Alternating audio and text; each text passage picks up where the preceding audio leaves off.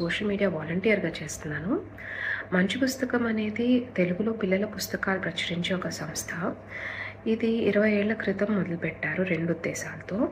ఒకటి, పిల్లలు తెలుగు బాగా చదవగలగాలి. 2, పిల్లలకి పుస్తకాలంటే ఇష్టం పెరగాలి. సో ఇందుకోసంగా మేము అందించే పుస్తకాలలో భాష వయసుకు తగినట్టుగా ఉంటుంది. అంటే బాగా చిన్న పిల్లల నుంచి మొదలు పెడితే మొదట చిన్న చిన్న వాక్యాలు, సింపుల్ పదాలతో ఉండే కథలు, పెద్ద రంగుల బొమ్మలతో ఉంటాయి. వయసు పెరిగే కొద్దిగా ఛాలెంజ్ చేసేటట్టు, వొకాబులరీ పెంచేటట్టు టెక్స్ట్ కూడా పెరుగుతుంది. సో మా క్యాటలాగ్లో చూస్తే బొమ్మల కథల నుండి మొదలై కథా సంకలనాలు, నవలికలు, నవలలు, టీనేజర్స్ వరకు ఉపయోగపడేవి ఉంటాయి. మా పుస్తకాల్లో ప్రత్యేకంగా అడిగేవి పుస్తకాలతో స్నేహం అనే graded reading material sets, story cards, science పుస్తకాలు, సోవియట్ పుస్తకాలు, జానపద కథలు ఇలాంటివండి. డెట్రాయిట్ తెలుగు సాహితీ సమాఖ్య వారు ఇప్పుడు విజయవాడలో 14 స్కూల్స్ని ఐడెంటిఫై చేసుకున్నారు. అందులో ఉన్న 6,000కు పైగా పిల్లలకి ఒక్కొక్కరికి ఒక్కొక్క పుస్తకం చేతికి అందాలని మమ్మల్ని వారి వయసుకు తగ్గట్టు పుస్తకాలను ఎంపిక చేయమని అడగడం జరిగింది. పుస్తకం అందజేయడమే కాకుండా ప్రతి ఒక్కరికి కూడా మంచి పుస్తకం రిటర్న్ అడ్రస్తో ఉన్న ఒక పోస్ట్ కార్డ్ని కూడా అందజేయడం జరిగింది. పిల్లలు వారికి అందిన పుస్తకం గురించి సమీక్ష రాసి పోస్ట్ కార్డ్ మాకు తిరిగి పంపిస్తే కనుక వారికి మరొక పుస్తకం అందజేస్తామని సమాఖ్య వారు ప్రామిస్ చేశారు. ఈ చక్కటి ఇనిషియేటివ్ పిల్లల్ని మరికొన్ని పుస్తకాలు చదివేలా ప్రోత్సహిస్తుందని ఆశిస్తున్నాము. హాయ్, నేను భాగ్యలక్ష్మి, మంచి పుస్తకం కోఆర్డినేటర్ని. వాళ్ళకి ఇచ్చినటువంటి పుస్తకంతో ఆగిపోకుండా వాళ్ళల్లో వాళ్ళు పుస్తకాలను మార్చుకుని ఇంకా వేరే పుస్తకాలని కూడా చదవటానికి ఇది నాంది పలుకుతుందని ఆశిస్తున్నాను. పుస్తకాలు పిల్లల చేతిలో ఉండాలి ఎప్పుడూను. అలా పుస్తకాలు పిల్లల చేతిలో ఉండడానికి కారణమైనటువంటి డెట్రాయిట్ తెలుగు సాహితీ సమాఖ్యకి నిజంగా చాలా అభినందనీయులని అనిపిస్తోంది. ఈ సమాఖ్య వాళ్ళు చేసినటువంటి ప్రయత్నం నిజంగా మెచ్చుకోదగినటువంటిది. ధన్యవాదాలు.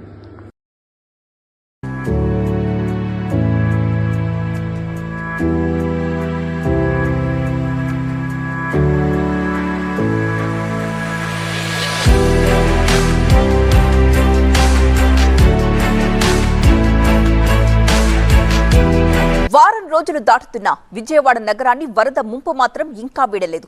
విజయవాడలోని పలు కాలనీలు ఇంకా జల దిగ్బంధంలోనే కొట్టుమిట్టాడుతున్నాయి. ప్రధానంగా new Rajarajeswaripeta, old Rajarajeswaripeta, Urmilanagar, Sundarayya colony, Rajiv Nagar, Prakash Nagar, Radhanagar, Rajanagar, Kandrika, Vambay కాలనీల్లో వరద నష్టాలు కొనసాగుతున్నాయి.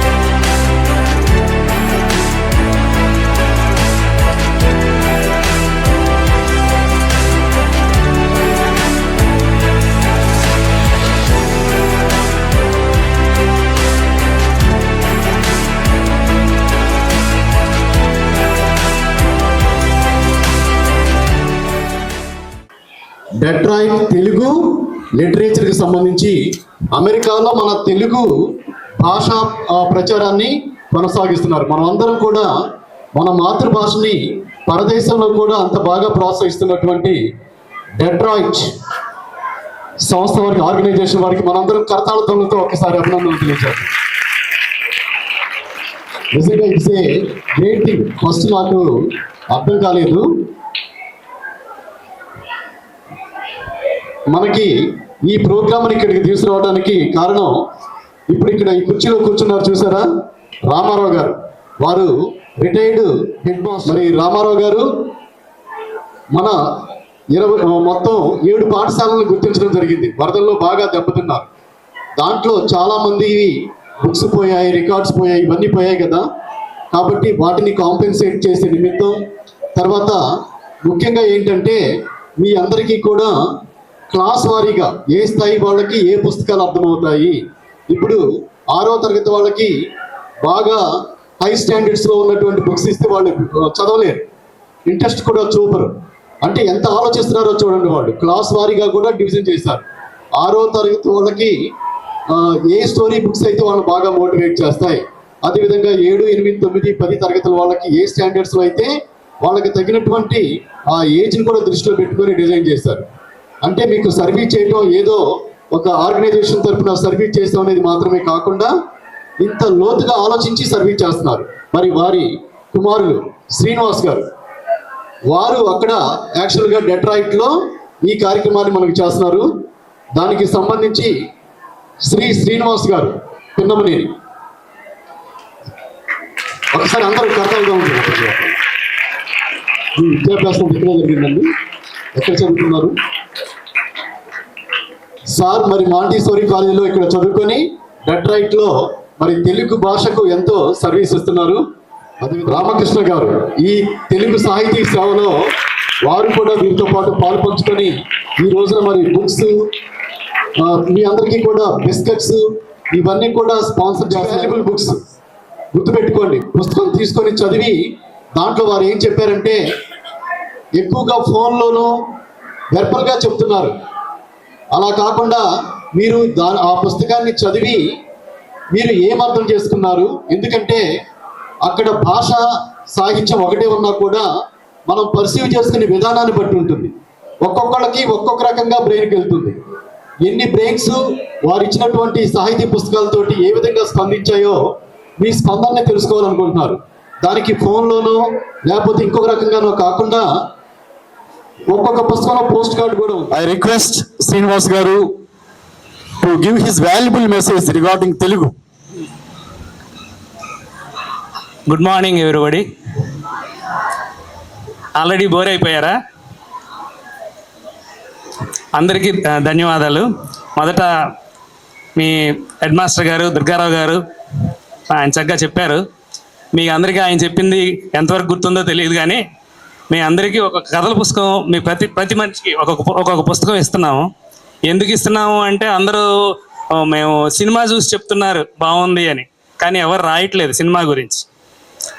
రాత ఏదైనా ఇంగ్లీష్ అయినా పర్వాలేదు, తెలుగు అయినా సరే పర్వాలేదు, మనం రాయగలగాలి, మనకు నచ్చింది రాయగలగాలి, లేకపోతే నచ్చంది కూడా రాయగలగాలి. అందుకే మేము ఈ ఉద్దేశంతో మేము అనుకున్నది ఏంటంటే మీకు పుస్తకాలు ఇద్దాం అనుకున్నాం. అందరూ మొదలుపెట్టినప్పుడు అనుకున్నారు క్లాస్ పుస్తకాలు ఉన్నాయి కదా, మళ్ళీ ఎక్స్ట్రా ఇంకో పుస్తకం ఎందుకు ఇస్తామని. సో అందుకని చిన్న కథల పుస్తకం. ఆ కథల పుస్తకం అంటే మీ అందరికీ తెలిసే ఉంటాయి, రకరకాల కథల పుస్తకాలు. మీరు పెద్ద క్లాసుల వాళ్ళకి చిన్న నవల లాంటి పుస్తకం. సో మీరు చదివి మీకు ఏం నచ్చిందో చెప్పాలి కదా. మళ్ళీ ఎవరికి చెప్పాలి? మీ స్నేహితురాలకి చెప్పచ్చు, స్నేహితులకి చెప్పచ్చు, మాకు కూడా వినాలని ఉంది. అందుకనే మేము పోస్ట్ కార్డ్ అందులో పెట్టాము. మా సంఘం డెట్రాయిట్ తెలుగు సాహితీ సమితి అనేది 25 ఏళ్ళ నుంచి ఉన్నది. మేము తెలుగు పుస్తకాలు చదువుతాం, చాలా ఏళ్ళు అయింది మేము వెళ్ళి. సో తెలుగు పుస్తకాలు చదివినప్పుడు మా అందరికీ గుర్తొచ్చే ఒక విషయం ఏంటంటే, నేను ఇక్కడి నుంచే విజయవాడలో పుట్టాను, విజయవాడలోనే పెరిగాను, ఇక్కడే చదువుకున్నాను. సో మీరు అందరూ అనుకుంటారు కదా ఏ క్లాస్ అని. నేను చదువుకుంది ఇక్కడ మాంటిసోరీ అని చెప్పి మూసేశారు, స్కూల్ మూసేశారు. సో చాలా చక్కగా కూర్చున్నారు, బాగా వింటున్నారు. మా మాస్టారు దుర్గారావు గారు చక్కగా అన్ని విషయాలు చెప్పారు. కాబట్టి మీరు మీ పోస్ట్ కార్డ్ రిప్లై కోసం ఎదురు చూస్తూ ఉంటాను నేను. Thank you. ఎంతమంది స్టూడెంట్స్ ఉన్నారో అంత లిస్ట్ నేను ఇవ్వడం జరిగింది రాజ్ కుమార్ గారు అడిగినప్పుడు. ఇప్పుడు ఆ లిస్ట్ ప్రకారం బుక్స్ వచ్చాయి, అందరికీ కూడా ఒక్కొక్క బుక్ ఇవ్వబడుతుంది. దాంట్లో థ్యాంక్ యూ వెరీ మచ్ అండి.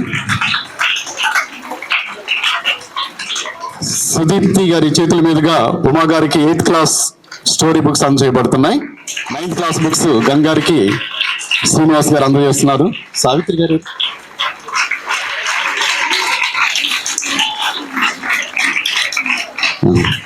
థ్యాంక్ యూ అండి. Thank you very much sir.